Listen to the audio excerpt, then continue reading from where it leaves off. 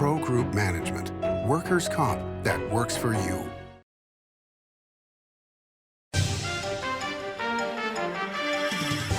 Welcome to Nevada Newsmakers. On the broadcast today, Al Mancini joins us. He's been a food journalist in Las Vegas for decades, and he's got some amazing thoughts on F1 and how it could be better next year and ongoing. He's here for the whole show on the all-new Nevada Newsmakers. Big R in Sparks is located on Bering Boulevard next to Smith's and across from Reed High School. It's a 50,000 square foot clothing store and a whole lot more. For the cold days ahead, jackets, hoodies, flannel shirts, insulated bib overalls, thermal underwear, beanies, and merino wool socks. Big R. Hardware, clothing, and a whole lot more. As you know, Reno is booming. Toll's development company is helping it grow with insightful design and development, building community with every project, adding beauty, adding excitement, emphasizing our shared humanity. Reno is becoming bigger. Toll's development is helping it become better, more livable, more enjoyable. To learn more, go to tollsdevelopment.com. tollsdevelopment.com. It's the $200,000 Cars and Cash giveaways at Carson Valley Inn. Cash and prize drawings Thursdays and Saturdays. Plus, win a 2023 Ford F-150 or we'll pay you cash instead. Don't miss your chance to play and win. Cars and Cash at the Carson Valley Inn. Save money and take transit. Did you know you can ride the bus all day for less than what it would cost you for a gallon of gas? Plan your trip now by going to rtcwashoe.com. For 50 years, Nevada Heating has been keeping people comfortable in their homes. At Nevada Heating, call the Do It Right guys and get the heat back on today. Call us today and we'll fix it today. That's the Nevada Heating way. Why freeze for days on end when Nevada Heating can get your furnace fixed today? Call us today and we'll fix it today at 323-5585 or schedule us on our website at nevadaheating.com.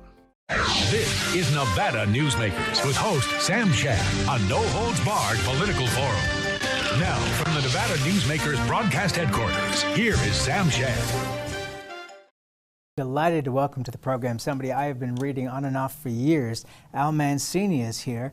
A lot of you may remember him from his reviews in the Las Vegas Review-Journal. He now hosts Neon Feast, which is a wonderful app for anybody that is traveling to Las Vegas or lives in Las Vegas. If you want to know about restaurants and where to go and what you're going to get when you get there, Neon Feast is a great app. That's all you got to do is search it, and you will have a great guide. Al, welcome to the program.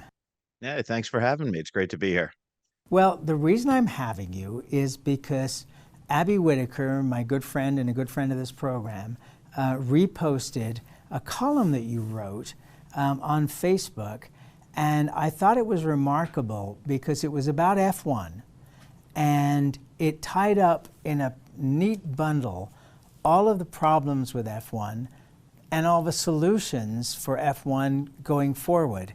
And I read this thing and reread it, and then I had to get a hold of you and ask you to come on the program. So, thanks so much. Well, you're very welcome, but I mean, it was so well done. So let's start out with, what did you think of the whole concept of F1 coming to Las Vegas? Yeah, well, when I heard that F1 was coming to Las Vegas, look, I am a cheerleader. I'm an unabashed cheerleader for the city of Las Vegas. I love big things coming to Las Vegas. And as far as I'm concerned, it can never be bigger. It never be too big. It can never be too much. It can never be too over the top, right? So when I heard about F1, I originally thought, wow, tremendous spectacle. This is going to be fantastic. It's going to be something new. I've never seen one of these races. I'd love to see one. And then, like everybody else, I started catching on to the fact that the city was not getting excited about it in the same way that it gets excited about other big things. And, you know, we all heard the griping online, and it can kind of be hard to sort through that noise, because some people will just complain about everything. And some people really like to get in the way of progress, and they don't like the inconvenience that comes with Las Vegas being a growing city. I'm not one of those people. I'm willing to endure any inconvenience as long as it's, you know, for the betterment of Las Vegas. So I was still pretty optimistic, but as we got closer and closer and closer, I started to notice that was an event that didn't really seem aimed at doing what Las Vegas does best. And what Las Vegas does best is throw giant spectacles that are geared towards every single price range, and that there's some experience in there for everybody. And when we started noticing on some of the reports, I don't even know how true they were originally, but the reports that were getting out there that they were holding up some of the businesses saying we're going to build an obstructed view in front of your windows unless you give us a certain amount of money. And we started hearing all of this, and the vibe that I kept getting was that this is turning into more and more of an elite event, that if you don't have several $1,000s for a weekend pass, this is going to be so far out of your price range that you're not even supposed to go anywhere near the strip. And I started hearing that then from people in power, that, well, stay away from the strip that weekend. You don't want to be anywhere there. And as we got closer and closer to it, I started getting nervous because that was not, a normal level of griping that you hear from disgruntled Las Vegans. This was people saying, I can't get to work. I'm worried that I'm not going to have a sold out, weekend that weekend. I'm worried that business is going to be slow. And that's sort of the trade-off in Las Vegas, that as long as you give people good business, we put up with everything, right? And we happily put up with everything. But then suddenly the reports that people weren't even able to sell out their restaurants, that people weren't able to put butts in seats that weekend. So then I got a little skeptical. And look, I'll tell you, I got invited down to F1 and I had a blast at one of the practice nights. I thought this was a tremendous, over the top, everything that was promised. But then on the night of the race, I didn't go, and I went downtown and I saw the arts district in Las Vegas much slower than usual. I heard reports about Chinatown being deserted. I heard reports about downtown casinos that were just completely empty. And I said, yeah, people who are complaining clearly had some kind of point, because this is not resonating with everybody. This has not packed our entire city. And we've all heard the reports about them having to lower the prices on rooms. But by the time that happened, I felt like people had already said, well, we're not going to Vegas that weekend. And we actually had one of the largest, most spectacular events in Las Vegas's history at a weekend when our rooms weren't even sold out. And that just seemed ridiculous to me. And it just seemed like maybe we could do it a little better next year, because it's a huge event and I want people to be excited about it. But I think you have to do more next year. Well, let's go through some of your points that you brought up. Because you really nailed it, in my opinion, in terms of, in the big picture, that Vegas has always been a place of multiple price points. And within certain companies, for example, Station Casinos has Red Rock, but they also have locals casinos that are at much lower price points. So people can go to whichever ones they can afford and want to go to. And, you also made a point about first-class rooms. Everybody was charging 5-6 times what they normally would, even in regular places, let alone the 5 million, the 1 million, the 100,000 that were being charged by some people. So address that, if you would. Yeah, well, that is, look, what makes Las Vegas so much fun is that we seem to realize that we are a playground for every price range. We are here that no matter who you are in the United States of America and even from overseas, you come to Las Vegas, we'll give you some kind of crazy experience. We'll give you a lot of fun. We'll give you a great experience. And I see that even on New Year's Eve, there are inexpensive New Year's Eve parties, even though that they're over the top events. And even the Super Bowl, I'm sure there are going to be fan fests and things like that, that you can come to Las Vegas, even if you'll never get anywhere near Allegiant Stadium, but you could still partake in part of the experience. That is, again, you hit the nail on the head. These giant casino companies, they have a hotel in every price range, because they know that they want to get every single type. Nobody's too poor or too rich to come to Las Vegas, and no other city that I know of can say that. Some do the ultra rich really well, some do budget travel really well. Very few give you something completely outlandish in every price range. So that's where we excel. So if you're going to do an event, you have to make sure that you can draw people from every single price range, because, as you said, just taking the price of a mid-level casino or even a bargain budget casino on the Las Vegas Strip and suddenly trying to charge thousands of dollars a night for that, I don't know who your target audience is there, because the people who come in by private jet are not going to be happy with a mid-level room in a mid-level hotel, right? They're simply not. They're not going to pay that kind of money. And the people who would be happy with those rooms, who would love those rooms, who would love that they could look out their window and see F1 off in the background, they're not coming now when you have raised the prices to thousands of dollars per night. So then rooms sit empty. Then restaurants sit empty. Experiences sit empty. The only people who are dining out, and that, of course, for me, I've been covering restaurants in this town for over 20 years. I'm happy when the restaurants are full and when they're doing a great job for their fans and for their audience. And when I was hearing that even at the highest end, restaurants were not booking up because the people who would normally go to these Michelin star level restaurants all had packages down at the paddock. They were all there as a guest of Ferrari or as a guest of Porsche or whomever, or they'd bought a $20,000 package or maybe a $10,000 package, whatever it was, to sit at the Fountain Club in Bellagio. So they weren't even going to the fine dining restaurants that they could afford. And then who were going to them? So it just felt like there wasn't something for everyone. And that as a result, those people who cater to mid-level guests just had really bad weekends. They did not go home with a ton of money in their pocket from tips. And I do realize that people at the highest end, at the blackjack tables that are, $500 or maybe $5,000 a hand, they did have a phenomenal weekend. But Vegas doesn't function when only one portion of our workforce is doing well. Yeah, and I just want to pick up on the point you made there, which is that, even though there's over 150,000 rooms available in Las Vegas on any given night, not all of them are first-class rooms. So if you're suddenly paying $1,000 a night and you're staying at, and I don't want to mention any names because I don't want to burn anybody, but you're staying at a lower level property, nothing wrong with that property, but it ain't worth $1,000 a night.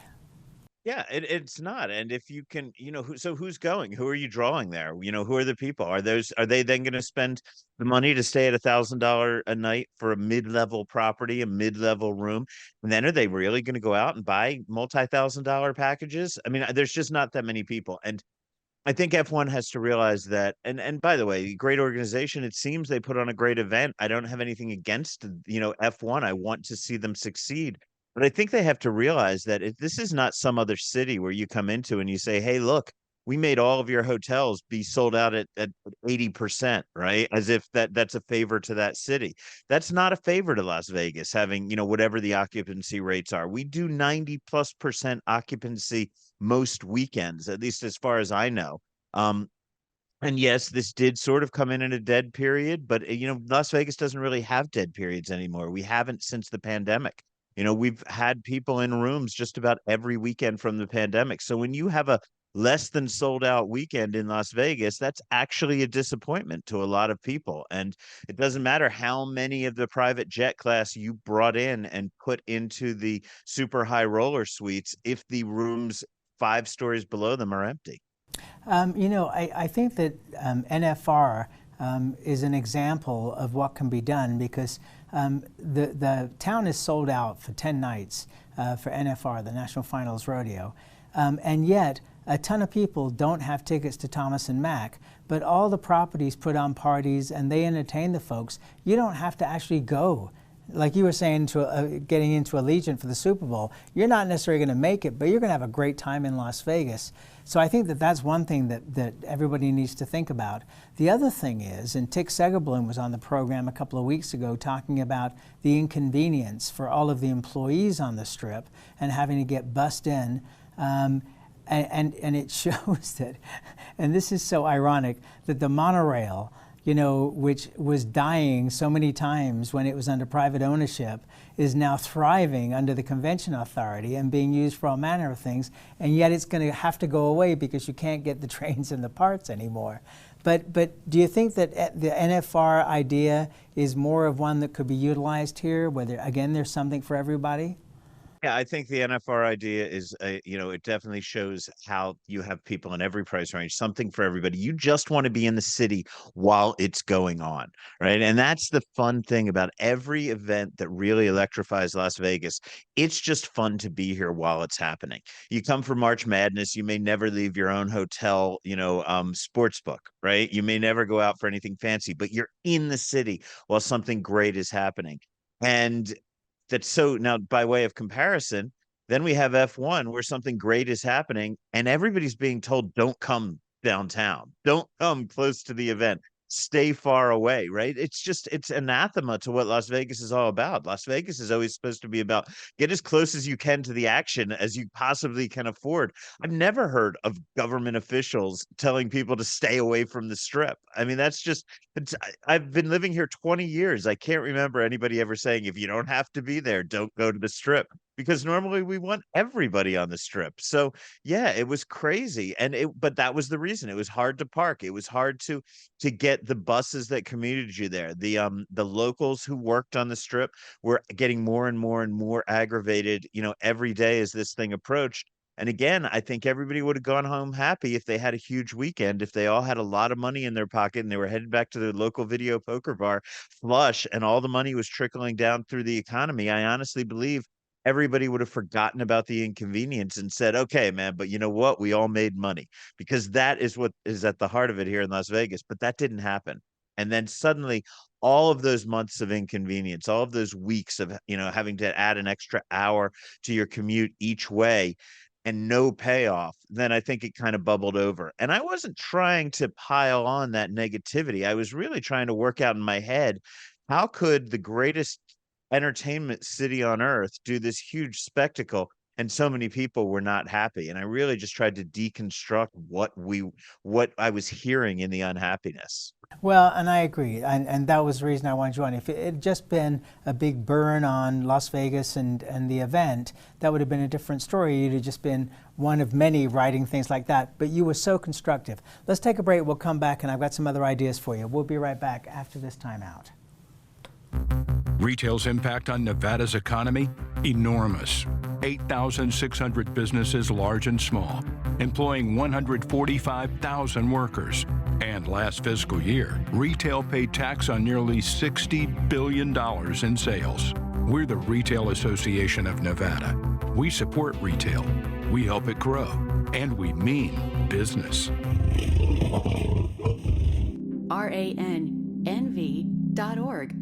The Nevada Builders Alliance has been protecting the interests of the construction industry for over 50 years. Our programs save members thousands of dollars every year and allow them to provide much-needed benefits to their employees. Our industry also allows Nevada to grow. If you're thinking about a career in the construction industry, reach out. And if you haven't thought of a career in construction, what are you waiting for? We are the Nevada Builders Alliance. Pro Group Management is the place where companies can find workers' comp solutions that are designed to meet their specific business requirements.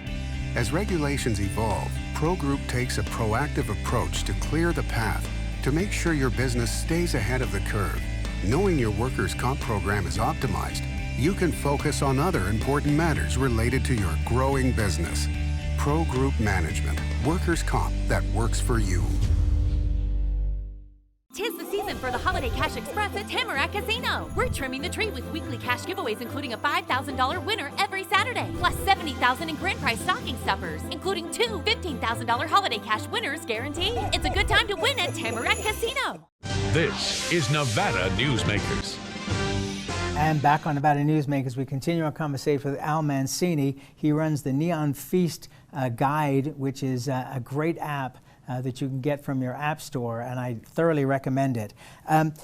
One of the things that happened was that with all the road closures and all the pre-event stuff, not even including what happened during the event, there were a lot of businesses that actually just got shut down and had no business, including a lot of restaurants. What do you think is the responsibility of F1, the Convention Authority, others, to reimburse or make good those businesses for what they lost? Yeah, I mean, that's a tough one. I mean, I think I don't know that anybody's ever going to give out reimbursements or get, cut checks or things like that. And I wouldn't expect that. I mean, certainly I'm sure those companies would appreciate it, but I think that, the real goal is making sure that moving forward that what they put in this year, that the inconveniences they suffered this year are paid back in future years. And that should always happen, by the way. I mean, that's what was a little weird about it, because if there are people shutting down your area to build these pedestrian overwalks and these crazy bridges, Well, you would think those workers would be going into your restaurant or your bar at night and, after they got off work and having food or having a drink, going in for lunch, whatever. So I don't know why that didn't happen. I don't know why we didn't see that happen, but I would certainly say that, if I'm Formula One and I have all these workers around who are doing stuff, then I'm going to make sure they patronize. I'm going to find ways to make sure they patronize those local businesses. They're on the site, they're putting up signs anyway. Why aren't they going to these businesses for lunch? And I don't know what you've got to do as an organizer, as F1, to make sure that that happens, but certainly cater in or something, or give out coupons or do something where the people who are right there where all of your employees are working are patronizing these places. Okay, another thing that you brought up was familiarizing the town with F1, because unlike so many other events, I mean, everybody knows about football, baseball, basketball, etc. But not that many people in the United States are that familiar with F1. They know a lot more about NASCAR than they do F1. Just throw out, we've got a couple of minutes here to talk about, what they should be doing, in your opinion, to familiarize Las Vegas with this event, all the way from adults down to kids. Well, look, I came to Las Vegas. I didn't follow any sports, and I ended up following the Golden Knights because I thought it would be good for our town to have a hockey team, and I put some money down on tickets, right? But I came in as a new hockey fan, and wow, did the Golden Knights really do outreach, right? To put players out there in the community, to put lessons out there, to have youth hockey so that people learned how to play. They were watching their kids learn the rules at the same time they were learning the rules for themselves. And look, I've seen that with every new sport that's come to Las Vegas while I've been here. I mean, I remember, NBA does fan weekends, around March Madness, there's all kinds of crazy stuff. There are all kinds of other activities. And it really, to me, is usually on the organization that wants to generate the excitement about their sport. So why not fan activities? That huge paddock that they built down there that we all drove by and we had no idea what it was. Why weren't they doing things in there? Why weren't there cars in there that you could maybe bring your kids in to see for a $5 admission, in the months that were leading up to the building of all of that? Why weren't they out, in local parks with retired race cars saying, come out and meet, learn about it? Why weren't we learning all these public interest stories? And why didn't all the local TV and radio shows, and I'm not talking about myself, I'm talking about all the ones that people watch every single morning or listen to every single morning, why weren't they out in Miami at the Miami Grand Prix broadcasting live for a week so that they could get people here in Las Vegas excited about all the little individual stories about who these racers are? Our first introduction to one of the apparently top racers of F1 was when he trashed Las Vegas, and that's the first time a lot of us heard his name. I mean, that's not right. And I get it. He's a professional athlete and he may not have been having a great time with that race. But, you need to tell these people that they're ambassadors of their sports. And you can just see it in Las Vegas by how quickly each team has been adopted by this city. And it has a lot to do with how much time they spend out in the communities really representing, their sport and trying to get people excited. All right, let's take another break and we'll be right back. Safety is the #1 priority for the trucking industry. Over $7 billion a year is spent on technology like this electronic eye that will apply the brakes automatically. But the most important factor for safety is the truck driver. These hardworking men and women who safely move over 70% of our nation's freight and 94% of Nevada's. We thank you because trucks move America forward. What do you count on? You count on your power every day. At NV Energy, we've always powered what's important to you, but we're not looking at the past. We're focused on the future. While our standards are high, our rates will remain low, and our commitment to renewables isn't just meeting standards, but leading the way, because you can count on more than just your power. You can count on the company who brings it to you. That's our promise. You can count on it. Imagine a magical garden that feeds Carson City's hungry and homeless, teaches our high school students agriculture, creates hanging floral displays to beautify downtown, and yet charges nothing. It's not magic. It's the Greenhouse Project. It's real, it's growing, and it needs your help. Go online to carsоncitygreenhouse.org so together we can grow it forward. This is Nevada Newsmakers. And back on Nevada Newsmakers, we continue our conversation with Al Mancini. He has an app called Neon Feast, and the website is neonfeast.com. You got 30 seconds to tell us what this is all about. Okay, there you go. The short version, look, if you ever wanted to have an insider's guide to Las Vegas, that's what Neon Feast is all about.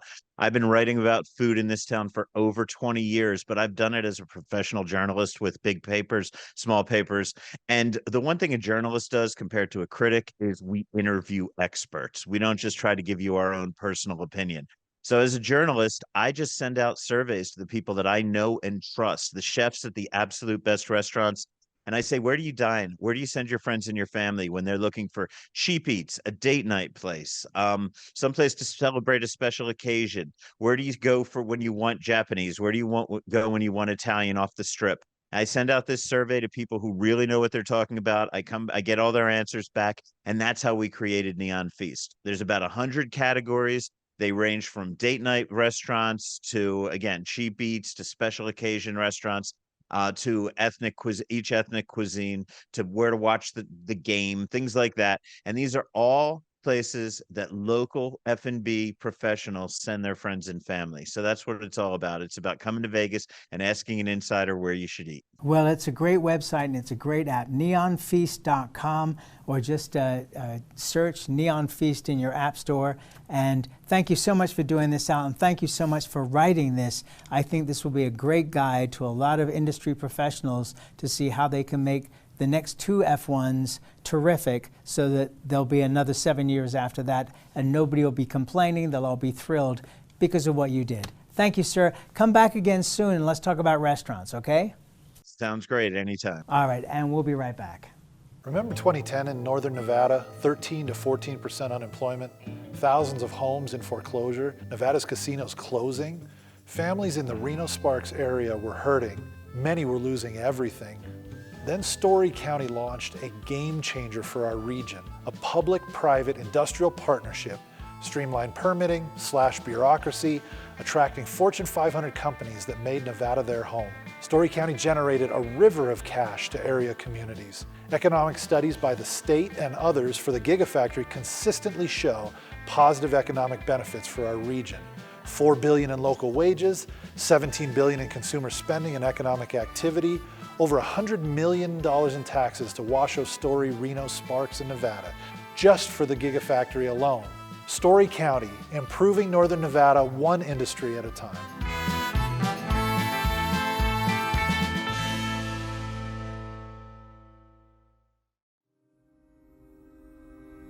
Modern boutique Ahern Hotel and Event Center sits at the heart of the Las Vegas Strip. 2 floors of meeting and event space are ideal for groups and conventions. Stay in one of 200 luxurious rooms and suites. Brand your event throughout the property.